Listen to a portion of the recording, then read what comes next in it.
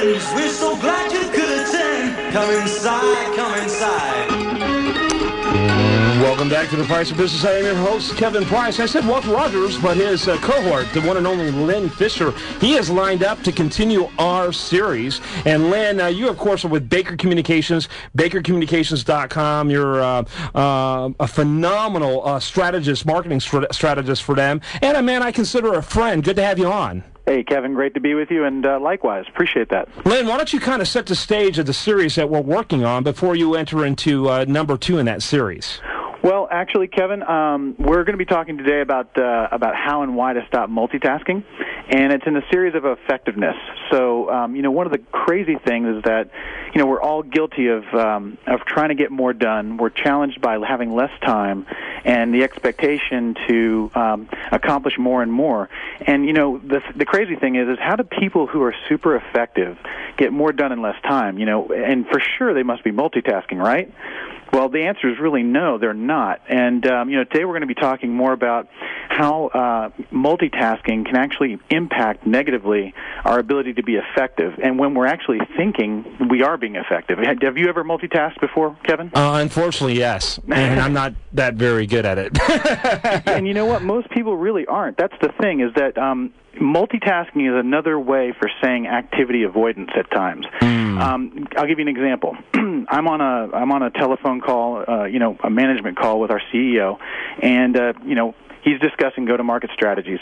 And the one thing is that I'm starting to tune out because part of the discussion is not germane to me. So I'm thinking, okay, I don't have to pay attention, so why don't I shoot off an email to a client that's waiting for some communication? Sounds pretty reasonable, right?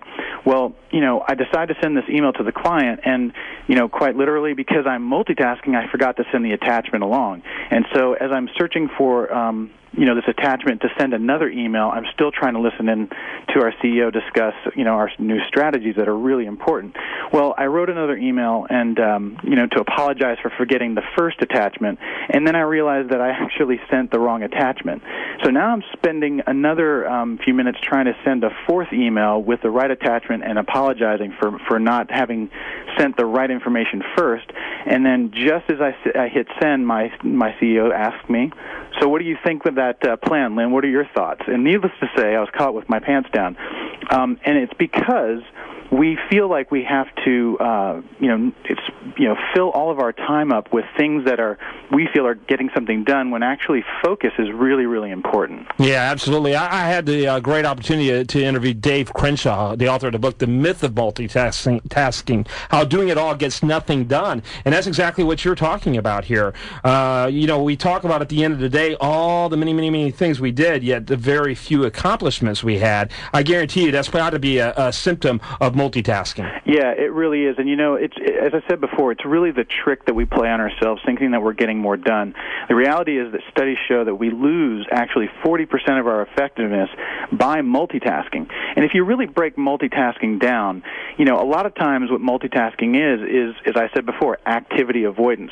We have, let's say, a 5-step process in getting a goal accomplished, and we get to the third step, and we're like, you know what, I really don't like doing this step, so you know what, I'm going to take a break, and I'm going to focus on the next totally different thing that I feel okay I can do and get done.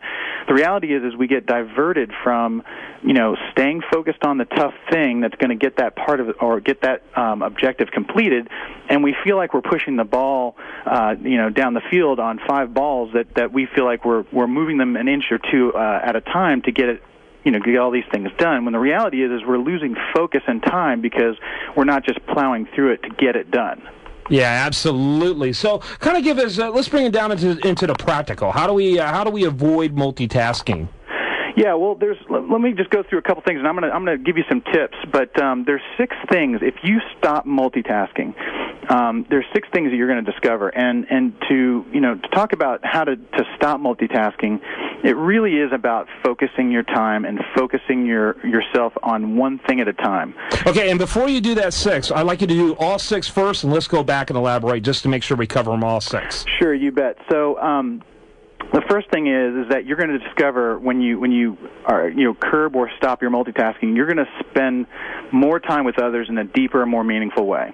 The second thing is that you're going to make significant progress on challenging projects that you usually seem to sputter out on or don't seem to finish. The third thing is that your stress level will drop dramatically, and I know that in my life I've got a ton of stress, and I'm looking for ways to reduce that every turn. The fourth thing will be is that you'll lose patience for things that are not good use of your time. The fifth will be that you actually gain patience for things that make a real difference. So the clarity between those two will become different, and you'll actually see a way to accomplish more using those two principles. And then the sixth thing, there's really no downside. You will find that as you learn to focus yourself through a task to its completion and not be distracted, that you'll actually have a tremendous amount of benefit and efficiency. Yeah, I love it. So what it does is it actually kind of creates a paradigm shift in the way you'll do things in the future. You'll become a different you. You really are. I mean, you really become a more centered, self-aware, and very focused individual.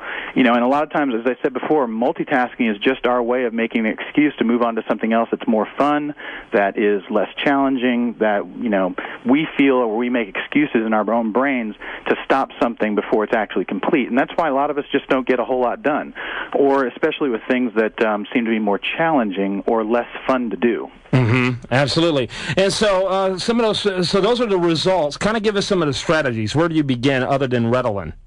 Yeah, a little bit of focus chemically could help, but really you don't need that necessarily. What you really need is just to change your approach, change your strategy. And the best way to start this off is the simplest way, which is to avoid interruptions. Really turn those things off. Make a point of turning your cell phone off. That, to most people, is one of the most challenging and unnatural things to do. But if you remember back, Kevin, and you and I are kind of old dogs here, so you remember back before cell phones, you didn't have these interruptions. You didn't feel compelled to answer everything that came in at the very moment that it came in. But for some reason today, you get an email, you feel like you have to respond immediately. You get a text message, you feel like you have to respond immediately. Same thing with a phone call. Our social parameters have changed around communication, but the fact is that they're only changed because we feel like we have to change them. So avoiding interruptions, things like, I'll give you an example, you can even turn your phone off on your drive into work. Now that may be something completely, asinine to you, because a lot of people get a lot of work done during the day, but you're driving, you're not really focused, and you're not really getting the effective level of outcomes that you need. So, whatever you can do in your life to cut yourself off for a second, give yourself less interruptions while you're focusing on something that is specific, that's always a great way to start. Yeah, absolutely. And so it requires a whole new discipline. I guess you would probably also suggest to relegate certain things to certain times to make sure you're not a slave to those things. Like, for example, your email. Maybe you do it at the beginning of the day, a little bit at the end of the day, but you don't sit there all day looking at your email screen. Would you suggest that? Exactly. Batch processing can be a great way to do things like that. If there's a better way, better time in the day to do certain things, and if you can group those things up, it really will give you a lot more focus and attention to those things. Clearly, one of the things that you've got to do is as you come to find the things that take your effectiveness away, you will lose patience for those things. Mm-hmm. And so, what you can do is as an example, is to challenge yourself. And actually, I challenge anybody to do these couple of things. If you have a deadline, and normally you would give yourself 3 weeks to do this deadline or get this objective done, give yourself half the time to do it and see what happens. But when you give yourself half the time, most people sit there and go, oh my God, you're asking me to do this in 50% less the time. There's no way. Well, it's probably no way in your brain, because you're used to being so distracted and jumping from one thing to the other that you really don't need twice the time. You just need half the time if you stay focused. So try it out. Try something where you set a deadline that's 50% less the time than you usually use, but take yourself out of the line of fire of interruptions. and see what happens. Yeah, very, very good. I love it. And this series is going to last for several more weeks, correct? Yes, it is. And we're going to make you meaner and leaner when it comes to the way you conduct your business, so you can make the most of your time and most of your relationships. I really liked how you brought that in, Lynn. And, part of the idea is to really enrich your life, not just your wallet. Yeah, exactly. Like I can't tell you, how many times I've been on the phone with a family member or a loved one, and I was kind of multitasking because the conversation wasn't super important or deep. But the reality is, when I actually, focus myself on turning things off, sitting down and focusing, you get a deeper sense of connectivity and relationship, and that's really powerful. The music's on, buddy, and I want to mention Lin Fisher one more time. Brilliant guy with Walter Rogers over there at BakerCommunications.com. That's BakerCommunications.com, the leader in sales and customer relations training. Thanks so much, my friend. Hey, I appreciate it, Kevin. Thank you. Have a great week. And you're listening to The Price of Business on Talk 650, powered by CBS Radio.